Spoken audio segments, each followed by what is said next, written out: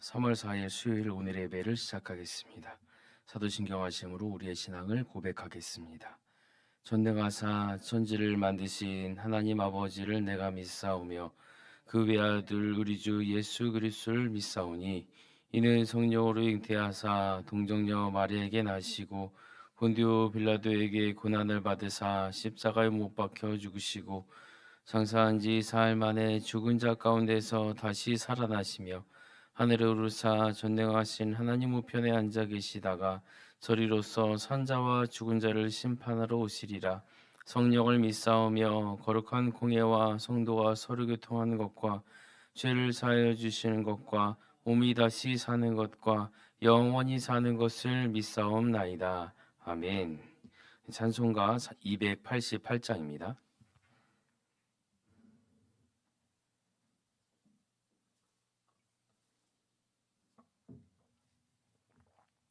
찬송가 288장입니다.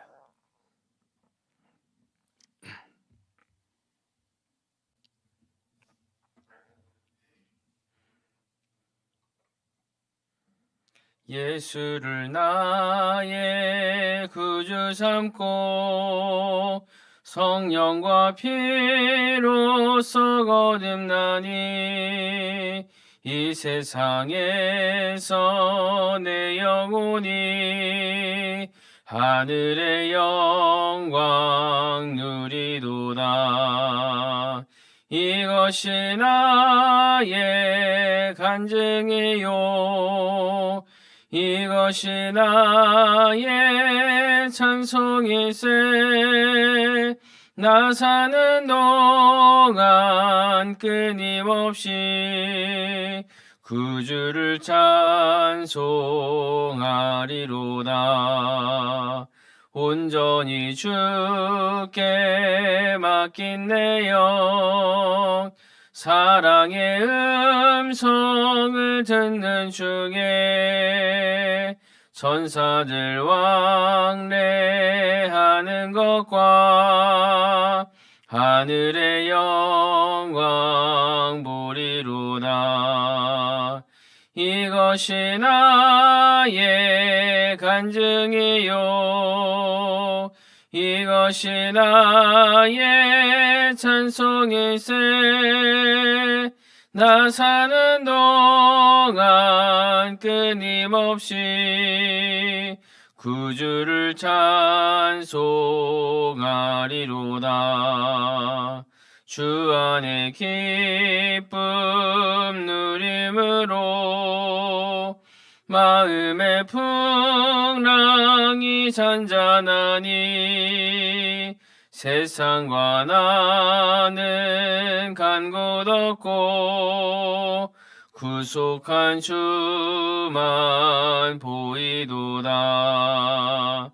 이것이 나의 간증이요 이것이 나의 찬송일세. 나 사는 동안 끊임없이 구주를 찬송하리로다.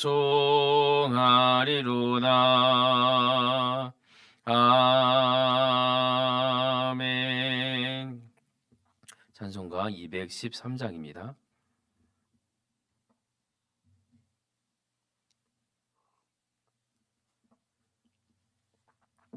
찬송가 213장입니다.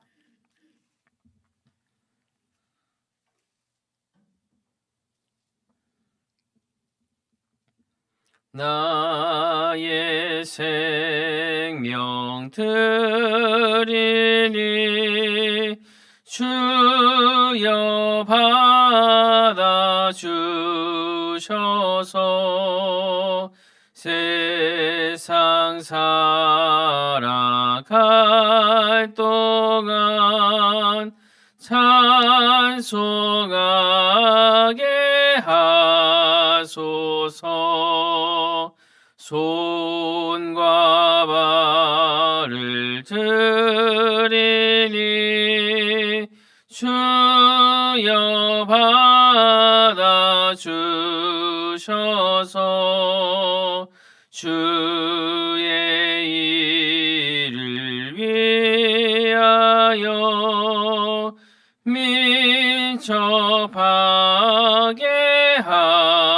하소서. 나의 음성 들으니 주여 받아주셔서 주의 진리 말씀만 전파하게 하소서. 나의 보화 드리니 주여 받아주셔서 하늘나라 위하여 주 뜻대로 쓰소서. 나의 시간 드리니 주여 받아주셔서 평생토록 주 위에 봉사하게 하소서. 아멘. 기도하겠습니다. 하나님 아버지, 오늘도 우리를 기도의 자리로 부르시니 감사합니다. 겨울을 지나 새로운 계절을 맞이하듯 우리의 마음도 주님 앞에서 새로워지게 하여 주옵소서. 아직 차가운 공기 속에서도 봄은 준비되고 있듯이 보이지 않는 자리에서 역사하시는 하나님의 손길을 신뢰하게 하여 주옵소서. 지난 시간의 아쉬움과 실패에 머물지 않게 하시고 오늘 허락하신 하루를 믿음으로 시작하게 하여 주옵소서. 오늘의 걸음을 주님께 맡깁니다. 우리의 계획보다 앞서 일하시는 하나님을 바라보게 하시고 바쁨 속에서도 기도의 중심을 잃지 않게 하여 주옵소서. 가정과 일터와 교회 위에 주님의 평강을 허락하시고 작은 순종이 쌓여 열매 맺는 3월이 되게 하여 주옵소서. 이 시간 우리의 생각을 깨우시고 마음을 정결하게 하시며 말씀으로 하루를 세워 주옵소서. 우리가 주님을 찾기 전에 이미 우리를 부르신 그 은혜에 감사합니다. 오늘도 주님과 동행하는 하루 되게 하시고 우리의 걸음마다 빛을 비추어 주옵소서. 우리 주 예수 그리스도의 이름으로 기도하옵나이다. 아멘. 오늘 말씀은 사무엘하 11장 14절에서 21절까지의 말씀입니다.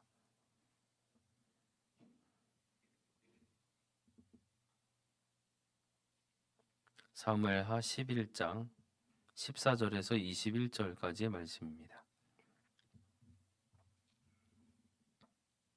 한 목소리로 함께 읽겠습니다. 시작. 아침이 되매 다윗이 편지를 써서 우리아의 손에 들려 요압에게 보내니 그 편지에 써서 이르기를 너희가 우리아를 맹렬한 싸움에 앞세워 두고 너희는 뒤로 물러가서 그로 맞아 죽게 하라 하였더라. 요압이 그 성을 살펴 용사들이 있는 것을 아는 그곳에 우리아를 두니 그 성 사람들이 나와서 요압과 더불어 싸울 때에 다윗의 부하 중 몇 사람이 엎드러지고 햇사람 우리아도 죽으니라.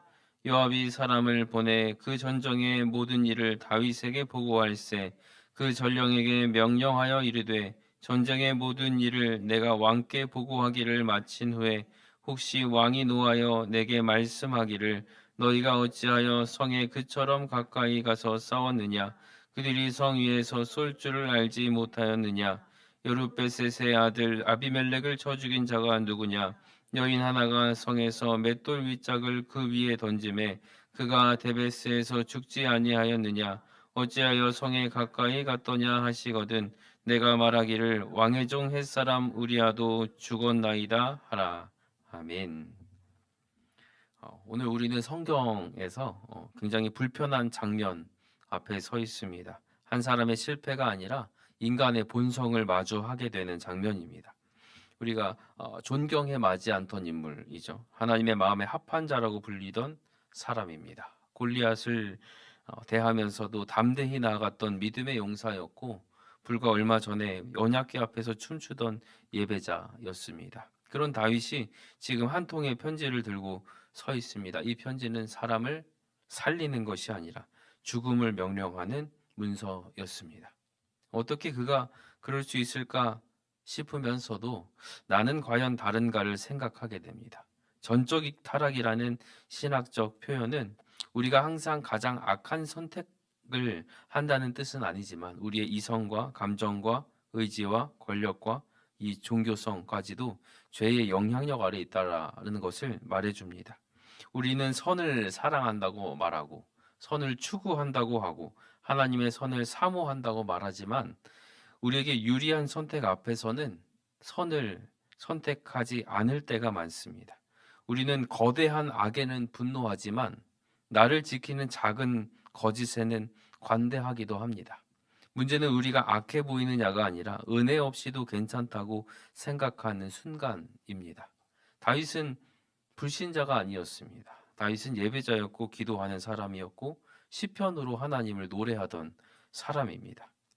그런데 하나님을 의식하지 않는 그 단 한순간, 은혜를 붙들지 않고 살아간 그 미세한 방심 속에서 점점 하나님으로부터 멀어집니다. 그리고 그 죄를 포장하고 합리화하기 위해서 여러 가지 방편들을 사용하고 있습니다.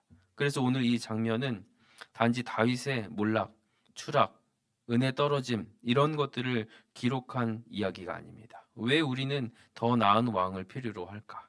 왜 은혜가 아니면 설 수 없을까? 라는 것을 생각하게 합니다. 오늘 본문을 통해서 은혜를 떠난 우리의 모습을 살펴보고 또 더 나은 왕이신 예수 그리스도를 바라보는 시간 되기를 원합니다. 14절 말씀은 이렇게 시작됩니다. 아침이 되매 빛이 비쳤습니다. 빛이 비추면 선한 것이 나오고 생명이 나오고 살아나고 해야 되는데 이 아침은 더 어두워졌습니다. 다윗은 하나님 앞에 엎드리는 회개로 시작하는 것이 아니라 그 마음을 굳게 걸어 잠그고 더 단단해져서 자기의 모습을, 자기의 드러난 체면을 지키려고 하는 선택을 했습니다. 어쩌면 밤새 고민했을지도 모르겠어요. 어떻게 이 일을 덮을 것인가? 어떻게 체면을 지킬 것인가? 어떻게 책임을 피할 것인가? 처음에는 우리 애를 집으로 보내면 다 될 거라고 생각했습니다. 전쟁터에서 돌아온 남편이 아내와 함께하면 모든 것은 자연스럽게 정리될 것이라고 계산했습니다. 그러나 그 계산은 빗나갔습니다. 우리아는 집으로 가지 않았습니다. 11장 11절로 이렇게 말했습니다. 언약궤와 이스라엘과 유다가 야영 중에 있고 내 주 요압과 내 왕의 부하들이 바깥들에 진치고 있거늘 내가 어찌 내 집으로 가서 먹고 마시고 내 처와 같이 자리이까? 내가 이 일을 행하지 아니하기로 왕의 살아계심과 왕의 혼의 살아계심을 두고 맹세하나이다. 이 한 문장은 다윗의 양심을 겨누는 화살입니다. 왕은 하나님을 잊고 있었는데 햇사람 우리아는 하나님을 의식하고 있었습니다. 그러면 다윗에게는 기회가 있던 거죠. 이 말을 듣고서라도 돌이킬 기회가 있습니다. 실패를 인정하고 무릎 꿇을 기회가 있었습니다. 그러나 전적으로 타락한 우리의 본성은 이것을 보지 않게 합니다. 우리를 더 죄로 깊이 끌어내립니다. 우리는 죄를 지은 후에도 이 죄를 통해서 자신을 보호하려고 합니다. 그 방법이 편지의 내용에 나타나는 거예요. 15절 말씀에 너희가 우리아를 맹렬한 싸움에 앞세워 두고 너희는 뒤로 물러가서 그로 맞아 죽게 하라. 이것은 다윗의 우발적인 분노나 충동이 아닙니다. 치밀한 계획이죠. 더 비극적인 것은 이 사형 집행서를 우리아의 손에 들려 보냈다는 겁니다. 왕을 신뢰하던 자가 왕의 명령을 충성으로 품고 자기 죽음의 문서를 가슴에 안은 채 전쟁터로 갑니다. 다윗은 자기 권위를 죄의 도구로 사용했습니다. 하나님이 세우신 그 왕직을 통해서 하나님을 자랑하는 것이 아니라 하나님을 높이는 것이 아니라 자기 정욕을 보호하는 방패로 삼았습니다. 높은 자리가 우리를 지켜주지도 않고 오래 믿은 경력도 신앙을 지킬 수 없습니다. 직분도 우리를 안전하게 만들지 않습니다. 영적인 체험도 결국엔 우리를 보호할 수가 없더라고요. 사랑하는 여러분, 혹시 우리는 직접 칼을 들지 않았다고 안심하고 있지는 않습니까? 체면을 지키기 위해서 누군가를 밀어넣은 적은 없습니까? 책임을 피하기 위해서 사실을 왜곡한 적은 없습니까? 우리의 말 한마디, 우리의 결정 하나가 누군가를 전투의 맨 앞에 세운 적은 없습니까? 죄는 단번에 커지는 게 아닙니다. 하나님을 의식하지 않는 작은 방심, 은혜를 붙들지 않는 작은 교만이 우리를 점점 단단하게 만듭니다. 그리고 어느 순간 우리는 죄를 미워하는 사람이 아니라 죄를 관리하는 사람이 되는 겁니다. 오직 은혜 위에 서지 않으면 우리는 누구라도 무너질 수 있습니다. 그러나 은혜 위에 서는 자는 넘어질지라도 쓰러지진 않습니다. 오늘 이 말씀 앞에서 우리의 교만을 내려놓고 또 계산을 멈추고 다시 은혜를 붙드는 우리 모두가 되기를 주님의 이름으로 축복합니다. 요압은 왕의 편지를 받았습니다. 그는 전쟁의 전략을 잘 아는 베테랑이었습니다. 라빠 성벽 아래가 어떤 자리인지도 알았습니다. 그것은 화살이 쏟아지는 자리고 일부러 가까이 가지 않는 자리입니다. 그런데 왕은 그곳에 우리아를 세우고 군사들을 물러나게 하라고 명령합니다. 누가 봐도 이상한 장면이죠. 이 명령이 비정상적이라는 것을 요압은 누구보다 더 잘 알았을 겁니다. 그러나 묻지 않습니다. 그는 계산합니다. 왕의 명령을 따르는 것이 나에게 유리한가 생각합니다. 이 장면에서 우리는 죄가 일어나고 모일 때 어떤 일이 발생하는지를 보게 됩니다. 다윗의 욕망과 요압이 침묵한 것, 죄에 동조했습니다. 그래서 하나의 시스템이 만들어집니다. 그것은 합리적이고 전략적인 것 같았고 정당해 보였습니다. 그러나 그 중심에는 하나님이 없습니다. 죄는 혼자 움직이지 않습니다. 동조자를 찾습니다. 침묵하는 사람을 찾고 눈 감아주는 사람을 찾습니다. 나는 직접 화를 쏘지 않았다 라고 말하는 사람을 찾습니다. 그러나 화를 쏘게 만든 의도에 협력한 자도 그 책임에서 사실은 자유롭지 않습니다. 이 동조했던 요압이 전황 보고를 준비합니다. 그냥 왕이 편지를 보낸 대로 했습니다 라고 해도 됐을 텐데 아비멜렉의 죽음을 예로 들 준비를 합니다. 전쟁에서는 이런 일이 매일 있다, 늘상 있다 말하려고 합니다. 사고처럼 보이게 만들고 불가피한 희생처럼 포장하려고 합니다.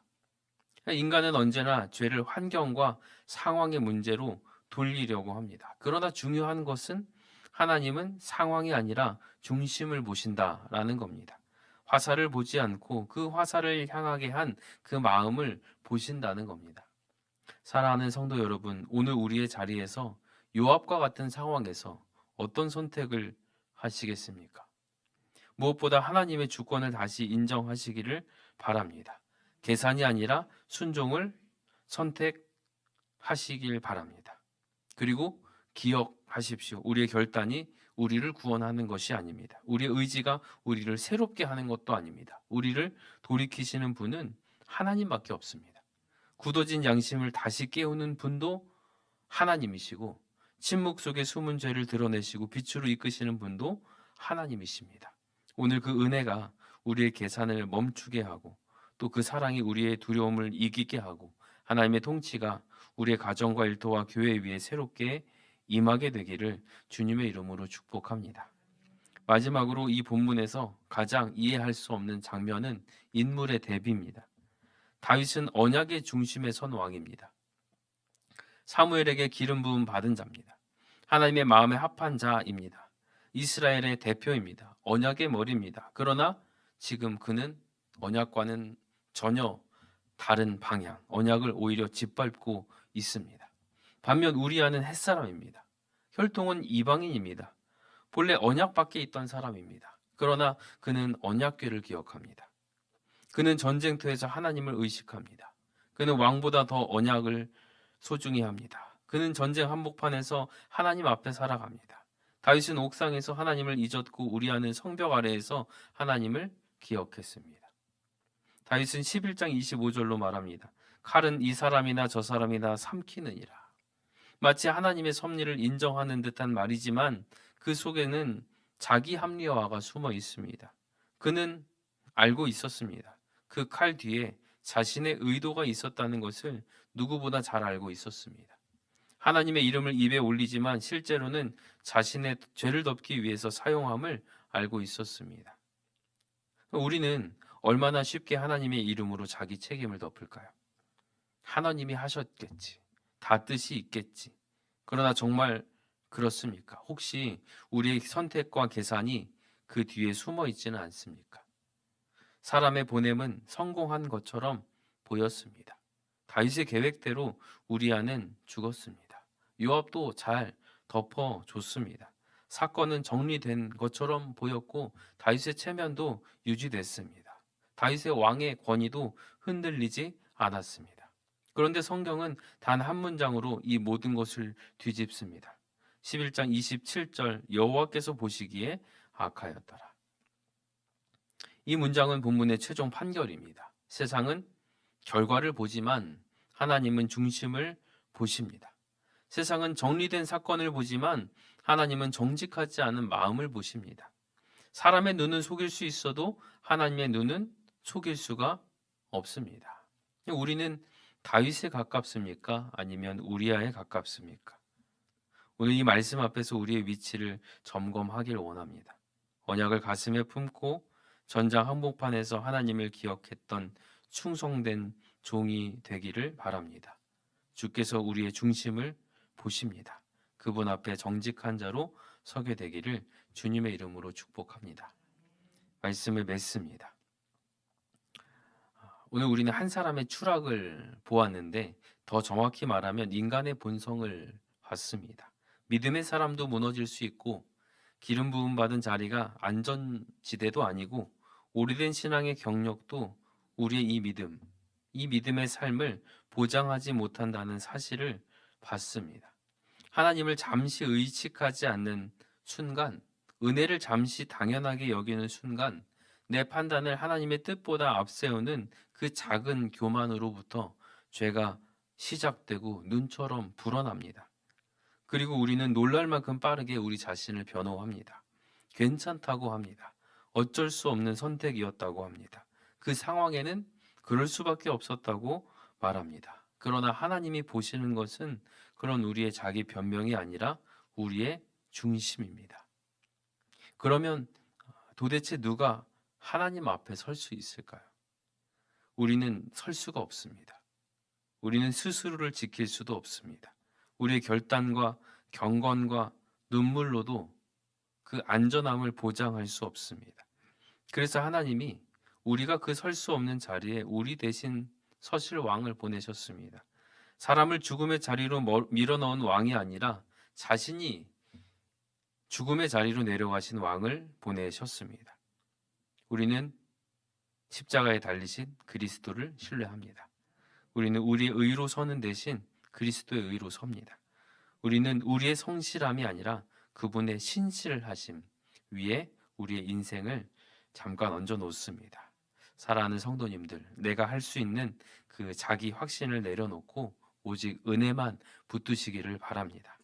신앙의 이력을 의지하지 말고 예전의 은혜를 바라보지 말고 오늘도 살아계셔서 우리를 붙드시는 그리스도만 바라보시기를 바랍니다. 혹시 지금 우리의 마음 가운데 작은 균열이 있다면 그것이 굳어지기 전에 하나님 앞에 회개하시길 바랍니다. 아직 변명으로 굳어지기 전에 주님을 바라보시길 바랍니다. 하나님은 넘어지는 자를 밀어내지 않고 엎드린 자를 끝까지 붙드시는 분입니다. 우리가 붙드는 것보다 하나님이 우리를 붙드시는 힘이 훨씬 큽니다. 그 붙드심의 은혜 안에서 오늘도 은혜로 서고 은혜로 살아가는 우리 모두가 되기를 주의 이름으로 축원합니다. 아멘. 기도 제목을 드립니다. 은혜 없이 설 수 없음을 날마다 인정하는 겸손한 마음을 주옵소서. 숨은 죄를 합리화하지 않고 즉시 돌이키는 회개의 영을 부어 주옵소서. 하나님의 시선을 의식하며 살아가게 하옵소서.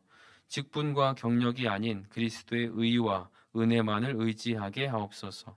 우리를 붙드시는 더 나은 왕 예수 그리스도를 끝까지 신뢰하는 믿음을 주옵소서. 아멘. 기도하겠습니다. 거룩하신 하나님 아버지, 오늘 말씀 앞에 우리의 마음을 낮춥니다. 우리는 쉽게 무너질 수 있습니다. 오래 믿은 경력도 직분도 우리의 결단도 우리를 지켜주지 못함을 인정합니다. 주님, 우리 안에 있는 작은 교만을 드러내어 주옵소서. 하나님을 잠시 잊는 마음, 은혜 없이도 괜찮다고 여기는 방심, 사람의 눈치를 더 의식하는 연약함을 불쌍히 여겨 주옵소서. 죄를 합리화하지 않게 하시고 상황 탓으로 돌리지 않게 하시고 아직 마음이 굳어지기 전에 돌이킬 수 있는 은혜를 허락하여 주옵소서. 우리의 계산을 멈추게 하시고 하나님의 시선을 의식하며 살게 하여 주옵소서. 우리가 이제 살아가는 모든 날들 가운데 우리보다 더 나은 왕 대신 예수 그리스도를 바라보기 원합니다. 죄를 덮기 위해서 남을 희생시키는 자가 아니라 우리의 죄를 덮기 위해 스스로 십자가를 지신 왕을 붙들게 하여 주옵소서. 그리스도의 의로 서게 하시고 은혜로만 살게 하여 주옵소서. 넘어질지라도 완전히 버려지지 않게 하시고 흔들릴지라도 온전히 주님 안에 거할 수 있도록 은혜 베풀어 주옵소서. 오늘도 주님께 붙들린 하루로 살게 하시고 매 순간마다 주님을 사모하는 인생 되게 하여 주옵소서. 감사드리며 예수님의 이름으로 기도하옵나이다. 아멘. 이제는 우리 주 예수 그리스도의 은혜와 아버지 하나님의 크신 사랑과 성령 하나님의 감동감화 교통하심이 은혜 없이는 설 수 없음을 고백하며 우리의 의를 내려놓고 그리스도의 의만 붙드는 주의 자녀들 위해 가정과 일터와 교회와 삶의 모든 자리 위에 이제로부터 영원토록 함께 있을지어다. 아멘.